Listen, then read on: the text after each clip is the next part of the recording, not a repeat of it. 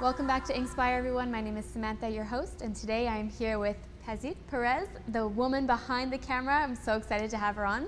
Welcome. Thank you, Samantha. Thank you for having me. Yeah, I'm so happy to have you here. So tell me a little bit about what it is you do and how you're different, because you are certainly different from other photographers. Thank you so much. So what I do that's different is I create vision portraits for people for who they want to become. So it helps them see their potential and make their way towards becoming that person that we created in the photographs. Very cool. And so I've seen your work, and people just, they don't look like the same people I know, because a lot of them are in my network and they are just the most empowered, confident version of themselves that I've seen. How do you get that out of them? So there is a process. There are questions that they answer. There's 4 questions that everybody goes through when they rebrand themselves. And I want to understand where the person is going. So it's not supposed to reflect who they look like or where they are today. So that's what's kind of fun. So that's where it becomes a vision. The person is not there yet, right, but we're creating it today so they can see it to achieve it. I love that. And so what do people typically want to achieve when they go to you? So they all want to achieve the next level of where they are in business. Sometimes it's for business, sometimes it's for personal, sometimes it's for love, sometimes it's for self-esteem. They kind of want to break like this pattern. But the one that's been really exploding right now, I would have to say, is mostly for business people. So great. So tell me, do you have marketing background? How did you connect your love for photography for personal branding? How did those merge? So I did start as in an advertising agency when, back in the day. So I did have, I wouldn't say marketing, but I did have an advertising background, and I have a very visual background. But how it came together, it actually didn't come together for the brand me. Kind of everything in life unfolds. It unfolded into that. I actually started on a personal level, helping people raise their confidence, people that would not see themselves confident, take them to a level where through a picture they'd be able to see themselves as confident, or they'd be able to see a flip side to themselves. Some people felt unhappy in positions or jobs that they were in, and they kind of wanted a picture to remind them to be happy. So it actually started with that kind of purpose and transitioned into the branding. In essence, we're all branding ourselves to be, if we're not confident and we want to become confident, in essence, we are also rebranding ourselves to be to see ourselves more confident. Yeah. And so how has this, I've seen as an outsider, it kind of unfold far beyond photography. You're doing some really cool things. I've seen some workshops. And so how has this kind of manifested into something greater? Well, I feel like the statistics for people who achieve their goals are very low. There's only 3% of us that achieve our goals. And I thought, well, we need to change those numbers. Let's get that up. We got to change those numbers. And the biggest reason why people don't achieve their goals is because they can't see it with their eyes, right? We all have a dream or a passion or something that we want to accomplish, but sometimes it takes a very long time to get there. And because it takes a very long time, we kind of get worn down, give it 10 years, 20 years, 30 years. At a certain point, you're like, you know what? I'm throwing the towel. Yeah. I quit. It's just not going to happen, yeah, right? It's not going to happen. But the only reason it's not happening is because they don't know where they're going. It's like going on a trip and like, where are you going? I don't know.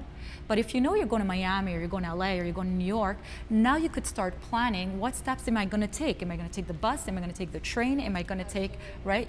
So a vision portrait does that. It helps you with the questions that I ask. It helps you find out where you want to go. What's your next step? And it's not the final step, but it's the first step in your destination.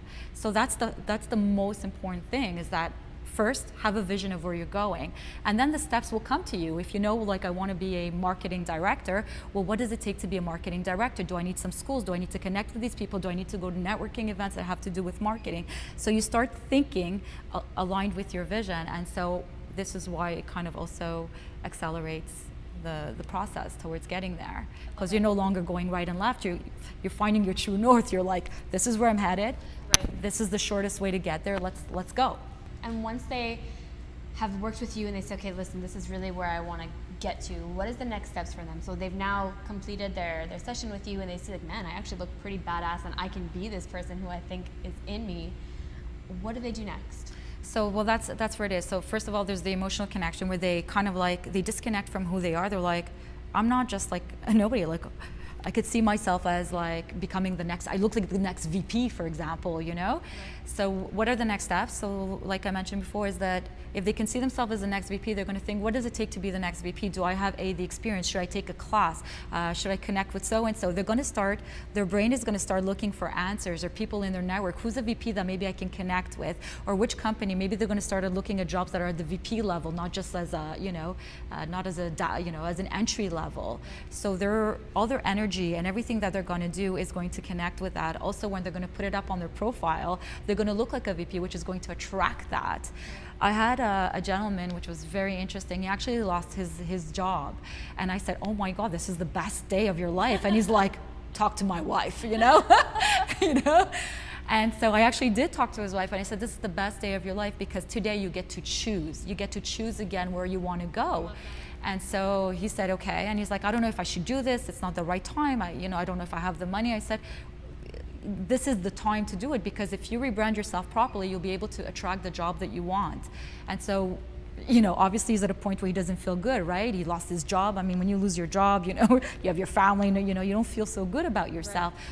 You think it's maybe not the best time to take my photo, but that's actually the best time, because in that time we dress him up. I said, what kind of positions do you want? And he's like, I want to be like the CEO of a company. I said, have you ever had a CEO position? He said, no. I said, okay.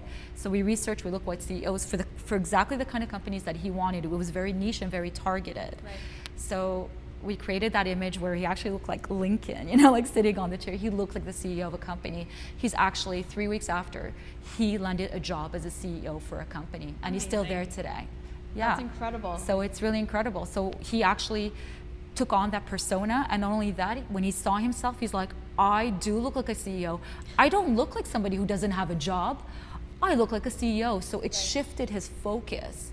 And that's what a vision portrait does. It shifts your focus. So he didn't see himself as like an unemployed, no good. He's like, damn, I look like a CEO. That's amazing. And they recognized it, and he got hired. So what would you tell someone who's in this space where, you know, they haven't necessarily identified that what they need to do to get to the next level, but they know that where they're at now is not where they want to be? What would you tell them?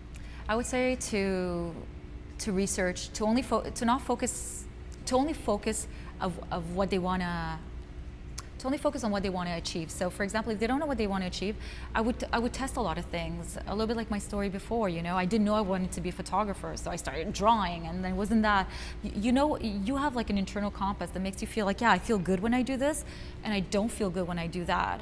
So, you know, just find out the things that you really enjoy doing and explore those. Go to networking events, like put yourself out there, like dab into different things. And only focus on, and then once you dive into different things, take all the things that you love and focus on those. Okay. That's what I would suggest. That's a good start. Yeah, it's an excellent start. Yeah. And as someone who's starting out, either, you know, with their own business, whether they're a solopreneur or an entrepreneur who's got kind of a growing situation happening, how do you maintain the confidence? Because there's, or how would you help them maintain the confidence rather? Because there's times where you feel like I got this, but you do hit snags, and you know, are challenged along the way. And so in those moments where you haven't quite hit that low, but you're not quite at your high, how do you help them to kind of navigate through that period? That's why I love a vision, because I always say keep your eye on the prize. The fact that you know where you're going, even if you're at a low right now, you're like, this is only today, it's not every day, this is one day out of 365, it will pass just like a cloud. But I know where I'm going, and I'm going there. And you also have to know why you're going there. What's the reason you want to achieve what you want to achieve? And that will be the driving force behind you. That'll be the motor. So we all have good days and bad days. Even if I'm successful right now, I still have days where I struggle. You know, I'm starting a digital business. I don't know anything about, you know, creating an online academy, and it's completely new turf for me. I'm a photographer. I know, give me a light studio camera, I shoot you, right. You know? This is a whole new world for me, but that's what growing is. Why do they say growing pains? Because there are pains to growing. There's things that we have to learn. There's skills that we have to acquire. And so all these things are part of your journey. And so I always say, don't get stressed by them. The motto for this year was to create joyfully, not stressfully. So there is no timeline, but the idea is always keep your eyes on the prize. I always know where I'm going. Even if I'm having a down day, I say, I can see where I'm going. Right. So I'll just sit this one out. Sometimes I'll go home, I'll sit this one out, I'll be back tomorrow, and we start again. So on a bit more of a tactical level, for any aspiring photographers who are looking to kind of penetrate the market, make a name for themselves, I mean, was that difficult for you? Or were you able to find your niche and an angle that other photographers weren't offering? And how could someone do that today? Absolutely. I think the most important is you have to develop your own signature style. So before I was doing vision portraits, I was doing a lot of portraits, and I said, how am I going to differentiate myself from everybody else who's doing portraits? And so for me, it went back again. I told you I had a magazine background, had an advertising background. So my inspirations were Andy Warhol or Picasso or Monet, is that they had a very distinctive style. Like, you knew this was a Picasso, or you knew this was an Andy Warhol.